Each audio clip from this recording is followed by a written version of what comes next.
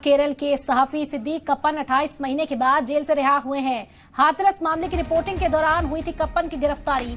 Money laundering मामले में high court ने दी है जमानत। आपको बता दें कि अक्टूबर 2021 में हाथरस जाते वक्त कप्पन गिरफ्तार हुए थे और आज उन्हें 28 महीने के बाद जेल से रिहा किया गया। इस मामले पर सियासत भी खूब देखी गई। 28 महीने तक सिद्दीक कप्पन जेल में थे।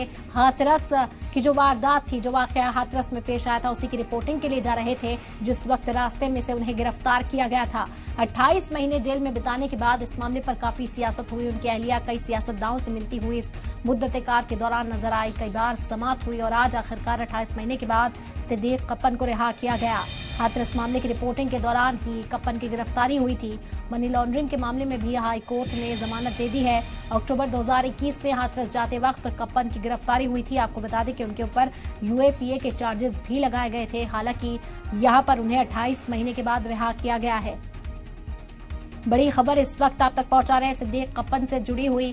28 महीने के बाद जेल से रिहा हुए हैं सिद्दीक कप्पन। 28 महीने के बाद हम वापस मतलब बाहर आया। एक आज़ादी का हवा मिल गया। मीडिया पर्सन सबको शुक्रिया अदा करता हूँ मैं, ठीक है। हिंदी मीडिया और सब मीडिया को शुक्रिया अदा करता हूँ। Thank you. 2 साल के बाद सही है, मतलब यूएपीए में बहुत लोग 5 साल 10 साल जेल काट रहा है। हम 28 मंथ में बाहर आ गया। ये मीडिया, हमारा मीडिया फ्रैटर्निटी का एक नतीजा है। पूरा केस को उसी 5000 के इर्द-गिर्द पीएमएलए में वो कर दिया गया।